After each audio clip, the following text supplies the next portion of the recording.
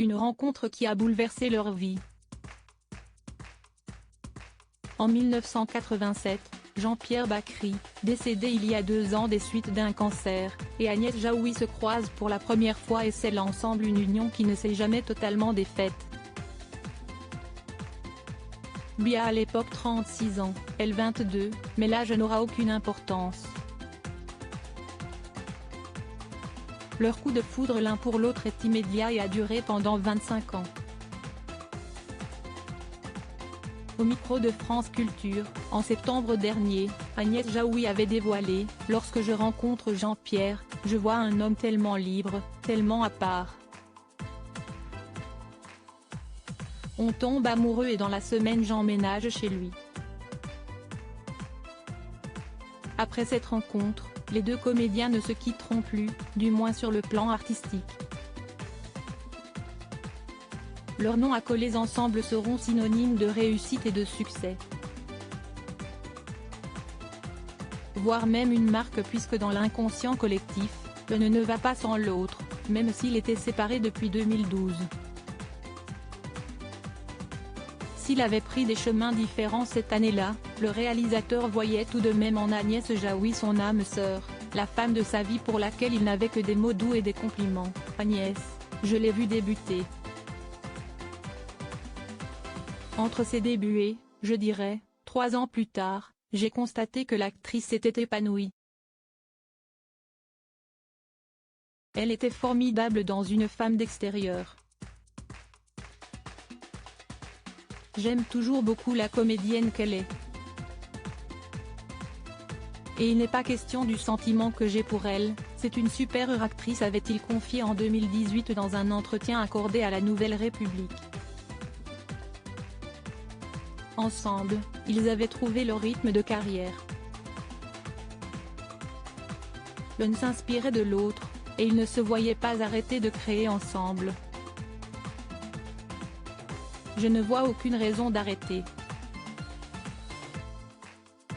Je ne trouverai jamais de meilleur partenaire, si est une femme magnifique, intelligente et une très belle personne, expliquait d'ailleurs Jean-Pierre Bacri dans les colonnes de Version Fémina en 2015.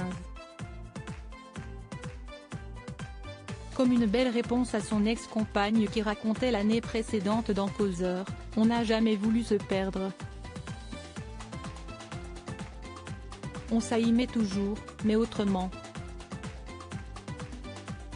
Dans Gala, en 2016, celui qui s'était fait remettre à sa place par Anne-Sophie Lapix avait ajouté « Agnès, si est la grande histoire de ma vie et je pense que si est réciproque.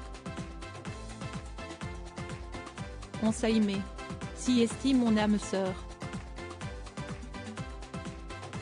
Et de préciser qu'il était bien séparé. Toujours auprès de Version Fémina, la maman de 2 enfants s'amusait de se voir aussi inlassablement associée à Jean-Pierre Bacri. On a fini par me coller la même étiquette qu'à Jean-Pierre, celle qui fait la gueule, qui bougonne. Déjà, pour lui, c'est injuste, même si on peut comprendre le malentendu. Mais pour moi, ça n'a aucun sens, ça prouve seulement à quel point on nous associe toujours lui et moi, lâchait-elle. Une association professionnelle et autrefois sentimentale. Autrefois, pas vraiment puisque l'actrice se plaisait à expliquer lors de cette interview comment il se disait toujours « je t'aime », parfois en italien. Ti voglio bene, ou je te veux du bien. Soit une autre façon de s'aimer. Ils n'ont jamais eu d'enfant, la nature n'a pas voulu. Plus de 25 ans d'amour mais pas d'enfant. Interrogé à ce sujet dans Psychologie Magazine, Jean-Pierre Bacri avait joué franc jeu et révélé « La nature n'a pas voulu. Mais je ne conçois pas de manque. Si ça avait existé, ça aurait été bien, mais ça n'a pas été. » S'ils n'ont jamais eu d'enfant ensemble, Jean-Pierre Bacri et Agnès Jaoui ont tout de même travaillé main dans la main et mis au monde 6 films et 2 pièces de théâtre, qui ne leur vaudront pas moins de 8 César et 6 Molières. Un couple qui est devenu duo et qui a su transformer sa relation avec brio.